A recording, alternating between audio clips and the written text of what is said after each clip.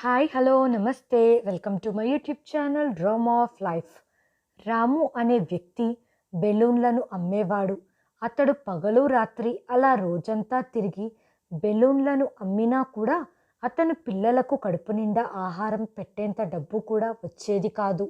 ఒకసారి అతను మార్కెట్లో బెలూన్లను అమ్ముతుండగా ఒక ధనవంతురాలు అతనికి 100 రూపాయలు ఇచ్చి 4 బెలూన్లు కావాలి అని అడిగింది. అప్పుడు రాము, మేడం, ఈ బ్యాగ్లో బెలూన్లు ఉన్నాయి, మీకు ఏది కావాలో అది తీసుకోండి అని చెప్పాడు.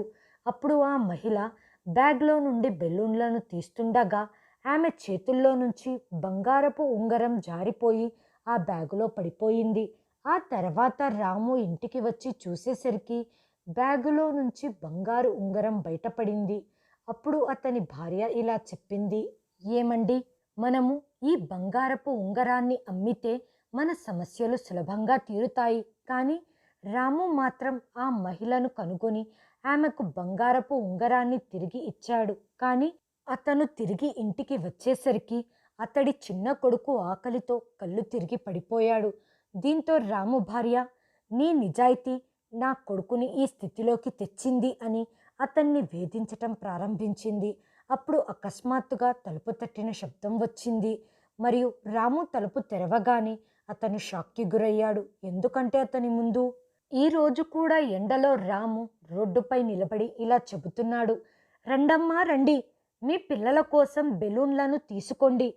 ట్రాఫిక్ సిగ్నల్స్ దగ్గర రెడ్ లైట్ పడి వాహనాలు ఆగిన వెంటనే రాము పరిగెడుతూ వెళ్ళి, సార్, మేడం, ఒక్క బెలూన్ తీసుకోండి అని బెలూన్లను అమ్మే ప్రయత్నం చేశాడు. కానీ ఈరోజు ఉదయం నుంచి ఒక్క బెలూన్ కూడా అమ్ముడుపోలేదు. అప్పుడు అతడు కారులో ఉన్న ఒక ఆవిడ దగ్గరికి వెళ్ళి, మేడం, నా పిల్లలు ఉదయం నుండి ఏమీ తినలేదు, ఆకలితో ఉన్నారు. అతని కళ్ళల్లో నిస్సహాయత ఉంది. ఎందుకంటే ఉదయం అతను పనికి బయలుదేరి వెళ్తున్నప్పుడు అతని కూతురు వేలు పట్టుకొని లాగింది. ఆమె పెదవులు పూర్తిగా ఎండిపోయి శరీరం అంతా కృంగిపోయి బక్క చిక్కి నీరసంగా ఉంది. నాన్నగారు, రాత్రికి పిండి తెస్తారా? నాకు చాలా ఆకలిగా ఉంది. మీ నాన్న పిండి తెస్తే అప్పుడు నేను నీకు రొట్టెలను చేసి ఇస్తానని అమ్మ చెప్పింది. అప్పుడు రాము తన కూతురి చేయి పట్టుకొని, సరే అమ్మా, నేను తీసుకొనొస్తాను, నువ్వు చింతించకు అని చెప్పి బయలుదేరాడు. కానీ దురదృష్టవశాత్తు ఒక్క బెలూన్ కూడా అమ్ముడు కాలేదు. కానీ ఈసారి ఖచ్చితంగా పిండి ఇంటికి తీసుకొని వెళ్ళాలి అని చాలా ప్రయత్నం చేస్తున్నాడు. ఇప్పుడు ఆ దుకాణదారుడు కూడా అప్పుగా ఒక్క వస్తువును కూడా ఇవ్వనని స్పష్టంగా నిరాకరించి చెప్పాడు. అతను చాలా కలత చెందాడు. కానీ అతడు రాత్రంతా వీధిలో నిలబడి ఒక్క బెలూన్ని కొనుక్కోండి అని ప్రజలను వేడుకున్నాడు. కానీ ఒక్క బెలూన్ కూడా ఎవ్వరూ కొనలేదు. అతను చాలా విచారంగా ఇంటికి తిరిగి వచ్చాడు. ఆ రోజు అతని జేబు పూర్తిగా ఖాళీగా అయ్యింది. కళ్ళల్లో కన్నీళ్లతో ఇంటికి తిరిగి వచ్చాడు. ఇంటికి రాగానే భార్య తలుపు తీసి ఇలా చెప్పింది, ఏమండి, ఏం జరిగింది? ఏమైనా అమ్ముడుపోయాయా లేదా? అప్పుడు రాము లేదు అని చెప్పి తల ఆడిస్తూ ఇలా చెప్పటం మొదలుపెట్టాడు. ఈరోజు ఏమీ అమ్ముడుపోలేదు. నేను చాలా ప్రయత్నించాను. కానీ ఇలా చెబుతూ అతడి కళ్ళల్లో నుంచి వచ్చే కన్నీళ్లను తుడుచుకున్నాడు. అప్పుడు అతడి భార్య, మీ నాన్న వస్తే పిండి తెస్తారని ఉదయం నుండి పిల్లలకు ఈ మాటలు ఆ మాటలు చెబుతూ కాలక్షేపం చేస్తున్నాను. ఇప్పుడు మీరే చెప్పండి, నేను పిల్లలకు తినటానికి ఏం పెట్టాలి? చూడండి, నేనైతే ఆకలితో ఉండగలుగుతాను, కానీ పిల్లలను ఆకలితో ఉంచలేను. ఆకలితో అలమటిస్తూ ఏడుస్తున్న నా పిల్లల్ని చూడటం నాకు అంత సులభం కాదు అని అంటున్నప్పుడు భార్య సురేఖ కళ్ళల్లో కన్నీరు వచ్చాయి. తండ్రిని చూసిన పిల్లలు త్వరగా పరిగెత్తుకుంటూ అతని వద్దకు వచ్చి ఇలా చెప్పటం మొదలుపెట్టారు, నాన్నగారు, నాన్నగారు, పిండి తెచ్చారా? తల్లి, నేను తిరిగి వచ్చేసరికి పిండి దుకాణం మూసి ఉంది అని రాము చెప్పాడు. నాన్న, నాకు చాలా ఆకలిగా ఉంది, నా కడుపులో నొప్పిగా ఉంది, అన్నం తింటే కడుపు నొప్పి పోతుంది అని కూతురు చెప్పటంతో వెంటనే అతను తన చిన్న కూతుర్ని కౌగిలించుకొని ఏడవటం మొదలుపెట్టాడు. అతను చాలా నిస్సహాయమైన పరిస్థితులలో ఉన్నాడు. ఆర్థిక మాంద్యం పేదవాడి వెన్నును విరుస్తుంది, లేకుంటే కనీసం పిల్లలకు రోటి మరియు పచ్చడి అయినా అందించేవాడిని. పిల్లల పరిస్థితి చూసి అతడు ఇంటి నుండి బయటికి వచ్చాడు. వర్షం కురుస్తున్నా అతడు రోడ్డుపైకి వెళ్ళి, నా ఇంట్లో పిల్లలు ఆకలితో ఏడుస్తున్నారు, దయచేసి ఆ దేవుడి కోసం నాకు సహాయం చెయ్యండి అని చేతులు జోడించి వేడుకున్నాడు. కానీ కొందరు మాత్రం అతన్ని మందలించారు. చూడటానికి దున్నపోతులా ఉన్నావు, కష్టపడి సంపాదించుకోకుండగా ఇలా అడుక్కోటానికి నీకు సిగ్గులేదా అనడంతో అతడు ఇలా చెప్పాడు. నేను రోజంతా కష్టపడి బెలూన్లను అమ్ముతున్నాను, కానీ ఒక్కరు కూడా నా దగ్గర బెలూన్లను కొనటం లేదు. ఇప్పుడు నేనేం చెయ్యాలి? నేను చాలా పేదవాడిని. ఆ దేవుడి కోసం నాకు 1 కిలో పిండి ఇవ్వండి. ఇలా చెబుతూ అతడు వెక్కి వెక్కి ఏడవటం మొదలుపెట్టాడు. అతడు రోడ్డుపై మోకాల మీద కూర్చున్నాడు. ఇప్పుడు కూడా అతను బెలూన్ స్టిక్ని చేతిలో పట్టుకొనే ఉన్నాడు. దానిపై కొన్ని బెలూన్స్ వేలాడుతూ ఉన్నాయి. ఒక పాత బట్టతో తయారు చేసిన సంచి అతని మెడలో వేలాడుతూ ఉంది. అందులో గాలి నింపని బెలూన్లు పడి ఉన్నాయి. అతడు మోకాళ్ళపై కూర్చొని ఏడుస్తున్నాడు. అక్కడ ఉన్న జనాలందరూ అతన్ని కళ్ళు అప్పగించి చూస్తూ ఉన్నారు. కొందరు కుడివైపుకు, ఇంకొందరు ఎడమవైపుకు వెళ్తున్నారు. అప్పుడే మెయిన్ రోడ్ మీద ఒక కారు వచ్చి అతని దగ్గర నిలబడింది. అక్కడ ఆ కారులో ఒక ధనవంతురాలైన మహిళ కూర్చొని ఉంది. ఆమెకు 30 నుంచి 32 సంవత్సరాల వయసు ఉండవచ్చు. ఆమెకు 2 పిల్లలు ఉన్నారు. వెనక సీట్లో కూర్చున్న పిల్లలు బెలూన్లను కొనివ్వమని మారం చేస్తున్నారు. అతడు త్వరగా కళ్ళు తుడుచుకొని త్వరగా లేచి నిలబడి కారు దగ్గరికి వచ్చాడు. బహుశా ఆమె అతడు ఏడవటం చూసి ఉండవచ్చు. కారులో పిల్లలు బెలూన్లను అడగటం మొదలుపెట్టినప్పుడు పిల్లలు కోరిన బెలూన్లను ఇవ్వమని రాముతో ఆమె చెప్పింది. అప్పుడు రాము పిల్లల్ని అడగటం మొదలుపెట్టాడు. ఒక పిల్లవాడు ఎరుపు రంగు బెలూన్ను అడిగితే ఇంకో పిల్లవాడు తెలుపు రంగు, ఆకుపచ్చ రంగు బెలూన్ను అడుగుతున్నాడు. రాము వాళ్లకు ఇష్టమైన బెలూన్లను ఇచ్చాడు. 2 పిల్లలు మాత్రమే ఉన్నా కానీ 4-5 బెలూన్లను వాళ్ళు తీసుకున్నారు. ఏమీ అడగకుండగానే ఆ మహిళ రాముకు 100 రూపాయల నోటు ఇచ్చింది. అప్పుడు రాము, మేడం గారు, ఈ బెలూన్లకు కేవలం 50 రూపాయలు మాత్రమే అవుతాయి.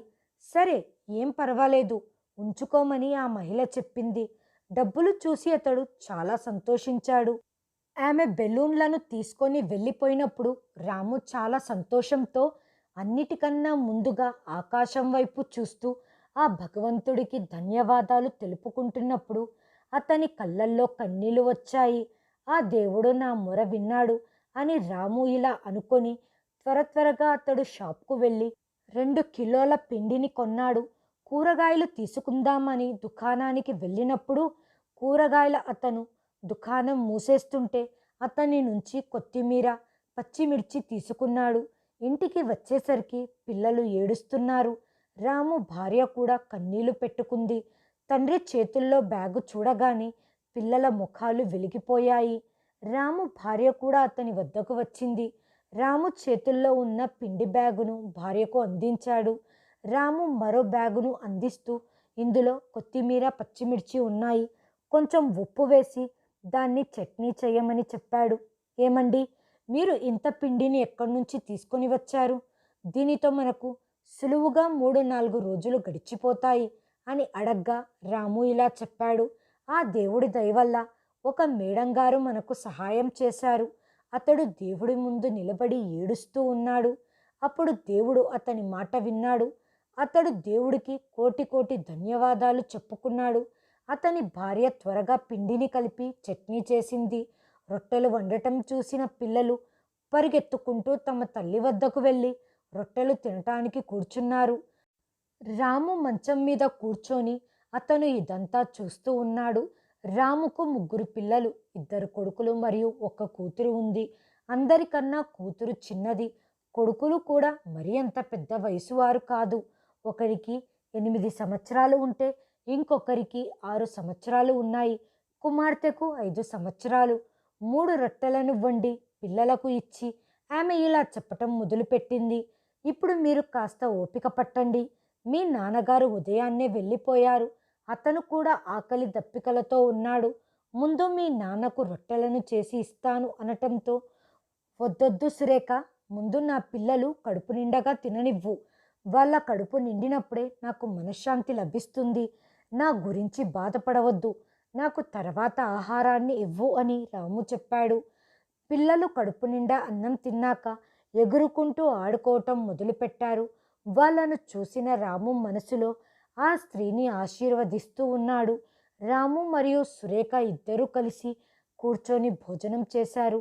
ఈరోజు ఆమె కూడా చాలా సంతోషంగా ఉంది.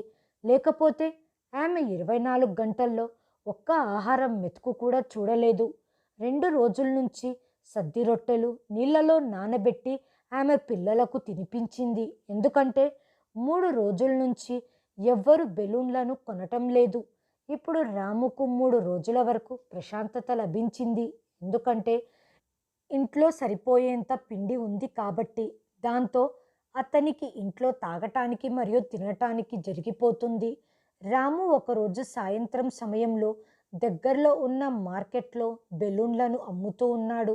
అప్పుడతడు అదే మహిళ ఒక పెద్ద మాల్లో నుంచి బయటికి రావటం అతడు చూశాడు. ఈరోజు ఆవిడ ఒక్కతే ఉంది. రాము నవ్వుకుంటూ ఆ మేడం దగ్గరికి వెళ్ళాడు. బహుశా ఆమె కూడా రామును గుర్తించి ఉండవచ్చు. ఆ రోజు రోడ్డు మీద కూర్చొని ఏడుస్తున్నది నువ్వే కదా అని అడగటం మొదలుపెట్టింది. బహుశా ఆవిడ దూరం నుంచి అతని ఏడుపును చూసే అతని దగ్గరికి వచ్చి తన కారుని ఆపింది. అప్పుడు రాము, మేడం గారు, మీరు చాలా మంచివారు. ఆ భగవంతుడు మిమ్మల్ని చాలా సంతోషంగా ఉంచుతాడు. నా పిల్లలు ఆకలితో ఉన్నారు. అందుకే నా కళ్ళల్లో కన్నీళ్లు వచ్చాయి. ఇక ఇంతకు మించి నేనేం చేయగలను? మీకు తెలియంది ఏముంది? బెలూన్లని అమ్మితే దాని నుంచి పెద్దగా డబ్బు ఏమీ రాదు. అప్పుడు ఆవిడ ఇలా చెప్పింది. సరే, ఏం పర్వాలేదు, నువ్వు బాధపడొద్దు. నాకు ఈరోజు కూడా బెలూన్లని ఇవ్వు అంది. అతనికి సహాయం చేయటానికే ఆమె బెలూన్లను తీసుకోవాలనుకుంటుందని రాముకు తెలుసు. బెలూన్లను కొనటానికి అతని వద్దకు ఇంకా 3-4 పిల్లలు కూడా వచ్చారు. అప్పుడు రాము ఇలా చెప్పాడు. మేడం గారు, నా చేతిలో బ్యాగు ఉంది కాబట్టి మీరే బ్యాగులో నుంచి బెలూన్లను తీసుకోండి అనటంతో ఆమె సరే, నేనే తీసుకుంటాను అని చెప్పి ఆ మహిళ బ్యాగ్లో నుంచి బెలూన్లను తీసుకొని ఆమె పర్సులో పెట్టుకుంది. మళ్ళీ 200 రూపాయల నోటును రాముకు ఇవ్వటం మొదలుపెట్టింది. ఈసారి ఆవిడ చేతి నిండా బెలూన్లను తీసుకుంది. అప్పుడు రాము ఇలా అన్నాడు. మేడం గారు, మీరు నన్ను సిగ్గుపడేలా చెయ్యొద్దండి. ఆ రోజు మీరు నాకు చాలా సహాయం చేశారు. మీరు ఈ బెలూన్లకు డబ్బులు ఇవ్వాల్సిన అవసరం లేదు. ఇవి మీతోనే పెట్టుకోండి అని చెప్పగానే ఆమె ఇలా చెప్పింది. ఇది తీసుకో. పిల్లలకు తినటానికి మరియు తాగటానికి వస్తువులను తీసుకెళ్ళు అంది. ఆమె చాలా మంచి మహిళ. తర్వాత ఆమె కారులో కూర్చుంది. ఆ మహిళ వద్ద తెల్ల రంగు కారు ఉంది. అది చూస్తేనే తెలుస్తుంది దాని ఖరీదు లక్షల్లో ఉంటుంది అని. ఆమె బాగా ధనిక కుటుంబానికి చెందిన మహిళలా ఉంది. రాము ఈరోజు చాలా సంతోషంగా ఇంటికి వచ్చాడు. ఎందుకంటే ఈరోజు అతడి వ్యాపారం బాగా జరిగింది. 500 రూపాయలు వచ్చాయి. దీంతో అతడు పిండితో పాటు పప్పును, పంచదారను, టీ పొడిని కూడా తీసుకున్నాడు. అలాగే పాలవాడి దగ్గర నుంచి కొంచెం పాలను కూడా తీసుకున్నాడు. భర్త ఇంట్లోకి చాలా వస్తువులు తేవటం చూసి అతని భార్య చాలా సంతోషించి ఇలా చెప్పటం మొదలుపెట్టింది. ఏమండి, ఈరోజు మీకు మళ్ళీ లాటరీ తగిలినట్లు నాకు అనిపిస్తుంది. అప్పుడు రాము ఇలా అన్నాడు. అవును, ఒక మహిళ ఉంది. ఆమె నాకు కనిపించినప్పుడల్లా ఆమె నాకు మంచే చేస్తుంది. వెళ్ళి ఈరోజు టీ చేసి తీసుకొనిరా. మిగతా పాలను జాగ్రత్తగా ఉంచుకో, అవి రేపటికి ఉపయోగపడతాయి అనటంతో సరే అని చెప్పింది. ఆ రోజు ఆమె పప్పు మరియు రొట్టె వండింది. పిల్లలు చాలా సంతోషంగా ఉన్నారు. ఎందుకంటే గత కొన్ని రోజులుగా వాళ్ళు ఎండిన రొట్టెలను తిని నీళ్లు తాగేవారు. రాము కూడా కాళ్ళు చేతులు కడుక్కొని భోజనం చేశాడు. అతని కూతురు ప్రతిరోజు రాత్రి అతని బెలూన్ బ్యాగుతో ఆడుకునేది. బెలూన్లన్నీ బ్యాగులో నుంచి బయటికి తీసేది. మళ్ళీ బెలూన్లన్నీ లెక్కపెట్టి బ్యాగులో ఉంచేది. ఆ తర్వాత ఆమె తన తండ్రి వద్దకు వెళ్ళి, నాన్నగారు, నేను ఈ ఒక్క బెలూన్ను తీసుకుంటాను. నేను దీనితో ఆడుకుంటాను అని చెప్పేది. రాము కూడా సరే తీసుకో అని చెబుతాడు. ఈరోజు ఆ చిన్న ప్రాంగణంలోనే రాము మిగిలిన బెలూన్లను లెక్క పెడుతుండగా అతనికి వాటిలో ఏదో మెరుస్తున్నట్టుగా కనపడింది. అతను ఆశ్చర్యానికి లోనయ్యాడు. అయినా బెలూన్లలో మెరుస్తూ ఉండే వస్తువు ఏముంటుంది? తన భార్య టీ తేవటానికి వెళ్ళింది. రాము ఆ మెరుస్తున్న వస్తువు ఏంటా అని దాన్ని చేతుల్లోకి తీసుకున్నాడు. ఆ వస్తువును చూసిన వెంటనే ఆశ్చర్యంతో అతని కళ్ళు పెద్దవిగా అయిపోయాయి. అది ఒక డైమండ్తో ఉన్న బంగారపు ఉంగరం. ఇంట్లో కరెంటు కూడా లేదు. కేవలం ఒక లాంతరు తప్ప. అయినా కూడా ఆ ఉంగరంతో అక్కడ ఒక వెలుగు నిండి ఉంది. కాసేపటి తర్వాత టీ తీసుకొని వచ్చిన సురేఖ రాము కింద కూర్చొని ఉండటం చూసి దగ్గరికి వచ్చి ఆ ఉంగరాన్ని చూసి ఆమె కూడా అలా కింద కూర్చుండిపోయి ఆశ్చర్యంగా అడిగింది. ఇది ఒక డైమండ్తో ఉన్న ఉంగరం అని చెప్పాడు రాము. ఇది ఎంత మెరుస్తుంది, ఎంత బాగుంది అని చెప్పింది సురేఖ. ఇది విని రాము సురేఖను ఆశ్చర్యంగా చూశాడు. ఏమండి, ఇది మీ సంచిలోకి ఎలా వచ్చింది అని అడిగింది. ఏమో నాకు తెలియదు, అది ఎలా వచ్చిందో నాకు గుర్తులేదు అన్నాడు. అలా ఎలా?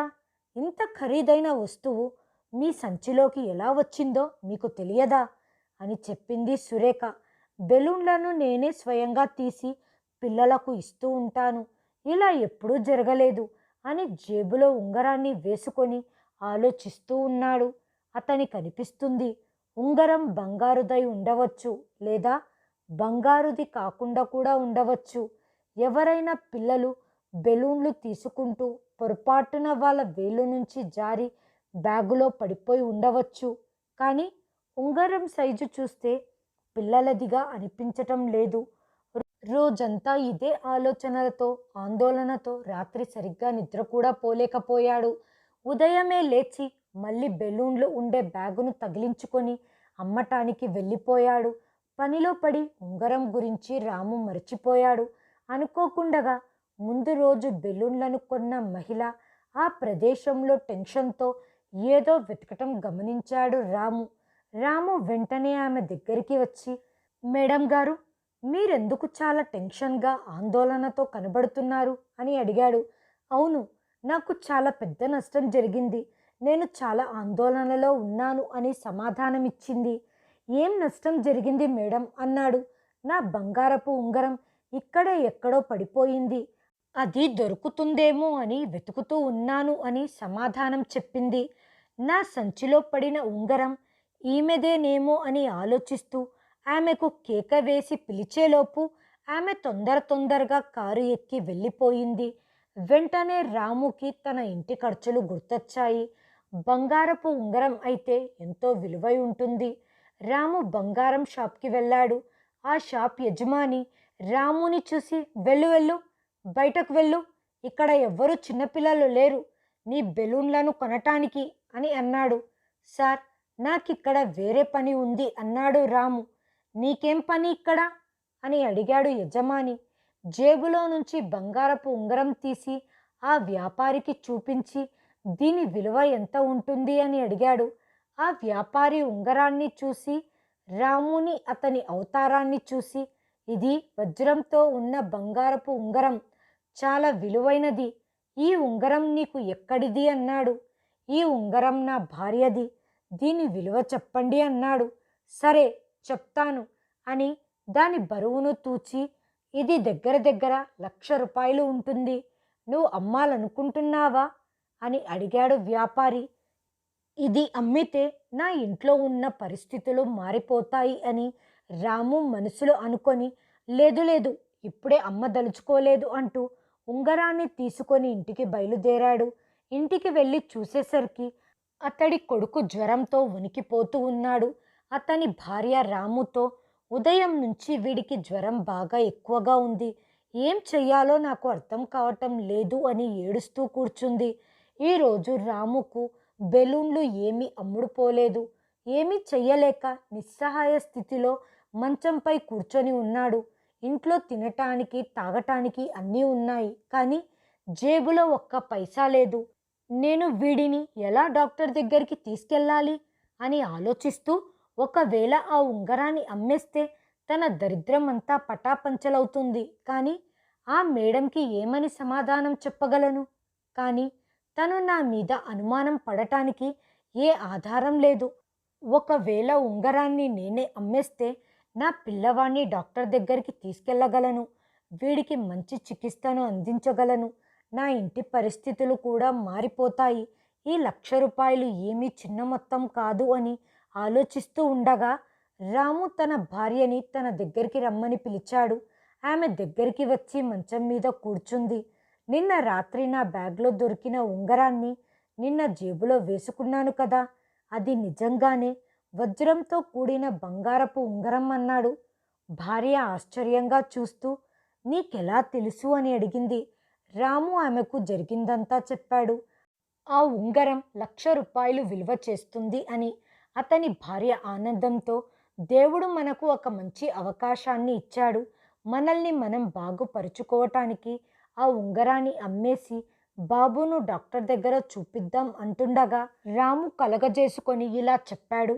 ఈ ఉంగరం ఏ మహిళదో ఆ మహిళ ఈరోజు నాకు కనపడింది. ఆమె చాలా ఆందోళనతో దీనికోసం వెతుకుతూ ఉంది అన్నాడు. మీకేం తెలుసు ఆమె మళ్ళీ మీకు కలుస్తుందో లేదో అని సమాధానం ఇచ్చింది భార్య. నేను తన బండి నెంబర్ను చూశాను. నాకు గుర్తుంది. ఉంగరాన్ని తనకు ఇచ్చేయాలనే ఉద్దేశం నాకుంది. అందుకే దాని విలువ ఎంతో తెలుసుకున్నాను. మీరు ఆమెకు ఈ ఉంగరాన్ని ఇచ్చినా ఆమె మీకు మహా అంటే 500 లేదా ₹1,000 ఇస్తుంది. అవి మనకు దేనికి ఉపయోగపడవు. బాబుకు చికిత్స చేయించటానికి చాలా ఖర్చవుతుంది. ఈ రోజుల్లో మందులు కూడా రేట్లు పెరిగిపోయాయి. మనం వాడికి చికిత్స ఎక్కడి నుంచి అందించగలం? మీరు ఇంత నిజాయితీ పరులుగా ఉండవలసిన అవసరం లేదు.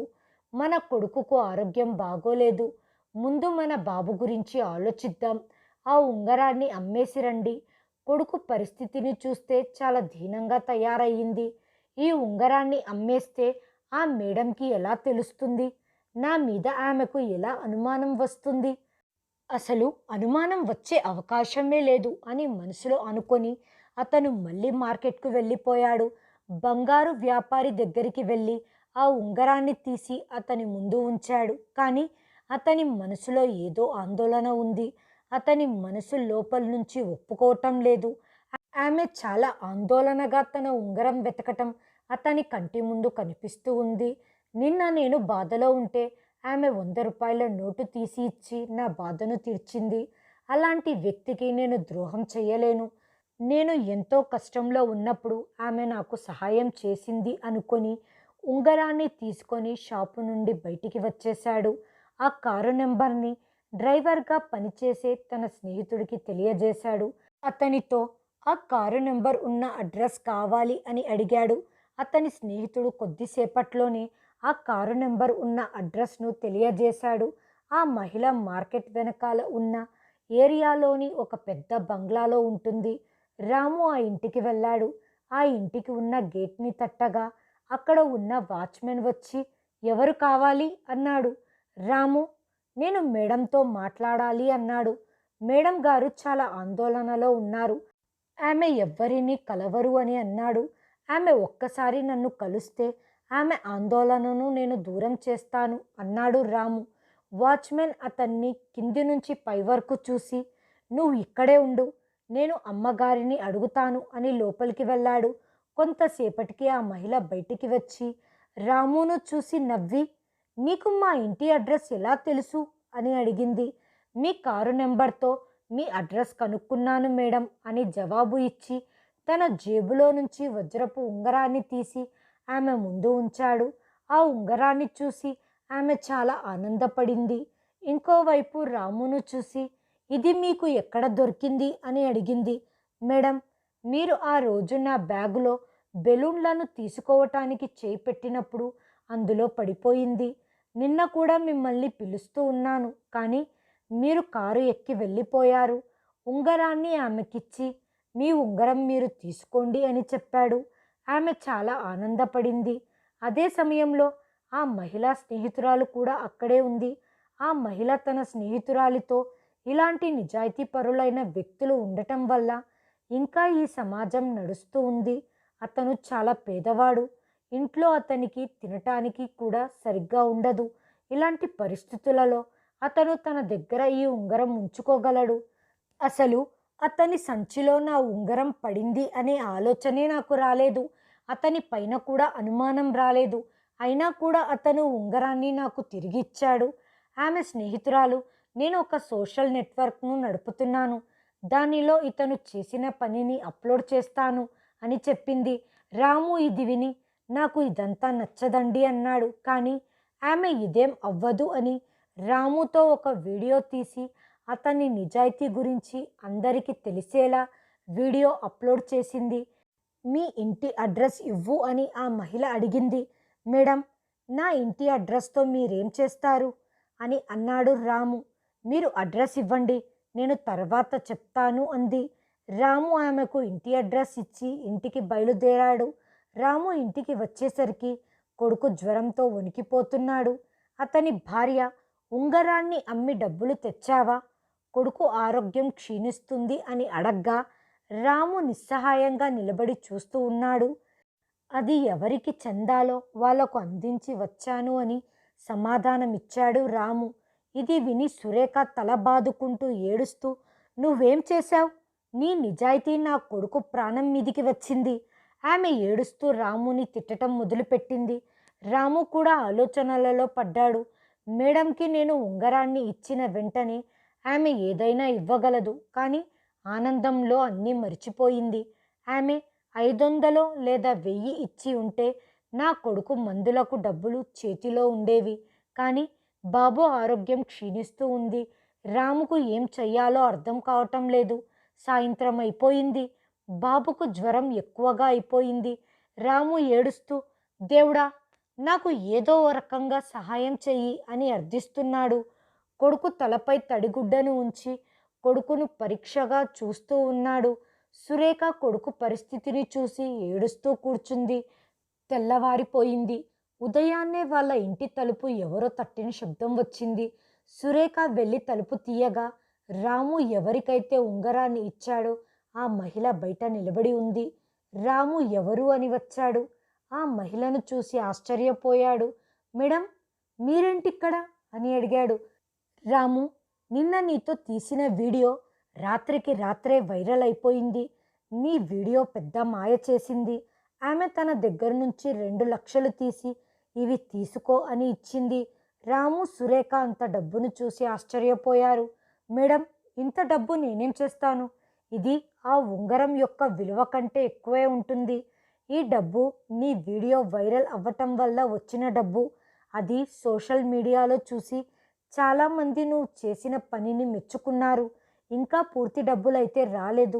ప్రస్తుతానికి ఈ డబ్బు ఉంచుకో. నీ మంచితనానికి, నీ నిజాయితీకి ఇదే ప్రతిఫలం. ఆ దేవుడే నీకు సహాయం చేయటానికి మమ్మల్ని పంపించినట్టున్నాడు.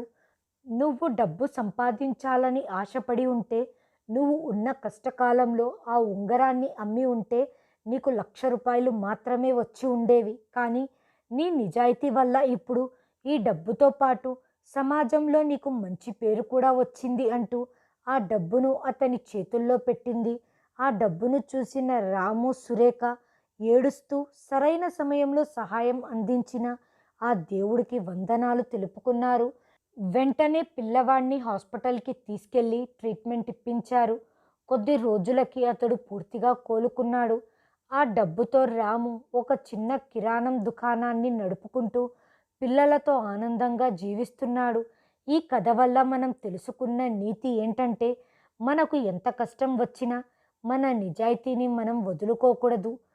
రాముకు అతని నిజాయితీ మీద నమ్మకం ఉండటం వల్లే ఈరోజు దాని ఫలితాన్ని ఆస్వాదిస్తున్నాడు. హాయ్ ఫ్రెండ్స్, ఈ వీడియోను చివరి వరకు చూసినందుకు ధన్యవాదాలు.